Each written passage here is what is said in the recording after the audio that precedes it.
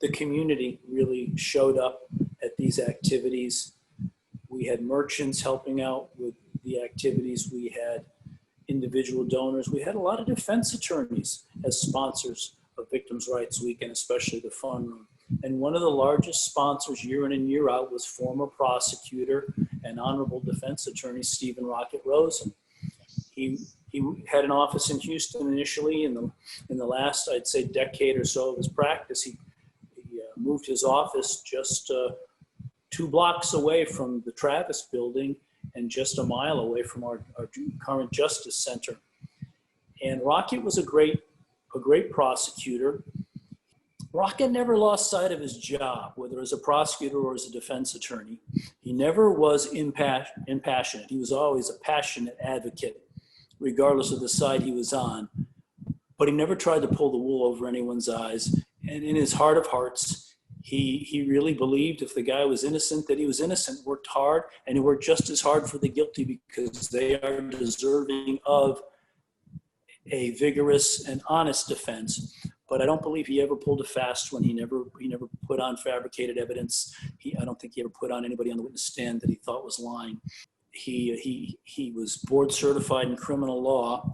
He tried a lot of high profile cases, and he and his wife Robin raised 4 beautiful daughters, all unique and special in their own right. 2 of whom are attorneys, one of whom is a prosecutor. As a matter of fact, I believe a prosecutor in your office, yes? That is correct. Courtney Rosen is an assistant district attorney in Fort Bend County. She is. Wow. Yes. Yeah. And it was a tragedy that Rocket was taken away from us back in January of this year with Lou Gehrig's disease. And he came to my office and let me know a year before he passed away that they did not exactly know what it was that was afflicting him, but there was no cure, that he was eventually going to pass away from it. And as I started to get a little emotional in his presence when he made that pronouncement, he told me in a very stern voice, "Don't you get upset for Rocket Rosen. You don't get upset for Rocket Rosen, John. I don't want you to feel that way." And he led a good life. He led a good life by example.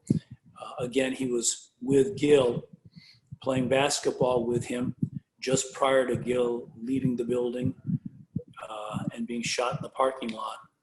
But when he heard about it, after that late afternoon, early evening, actually, he gave me a call, and we got on down to Bentop Hospital and sat vigil as the doctors worked as best they could on Gil, but it was not to be. God wanted to take him home to him and to have Gil, in spite of the fact that Gil spent too few years amongst his family and his friends.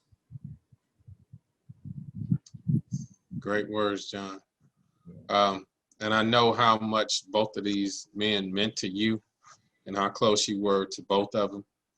And for our viewers, if you want to meet Rocket Rosen, if you'll go to the district attorney's Facebook page, I had him come over and give a lecture to our prosecutors, and John was present for that. But he was inspiring them to be the best that they could be, and he tried his best to bestow upon our prosecutors how to live life and what the meaning of life was. Very powerful speech, very touching. And before his passing, fortunately, Courtney was hired by this office, and that meant a lot to me for her to come to work here and to be closer to her father. She was a prosecutor in Harris County and desired to be closer to her dad. And one of the toughest things for me was to watch Rocket, so full of life, slowly deteriorate, but his spirit never ever changed. You saw his body deteriorate, but his spirit and the man that he was never dimmed. And so we all hurt by his passing, but we all have these wonderful stories that we can share. And we also have a wonderful cause So if either one of these people or their stories means something to you, I ask you to consider donating and contributing to our DAFunRun this year. It's a worthy cause for worthy reason for people who need our support.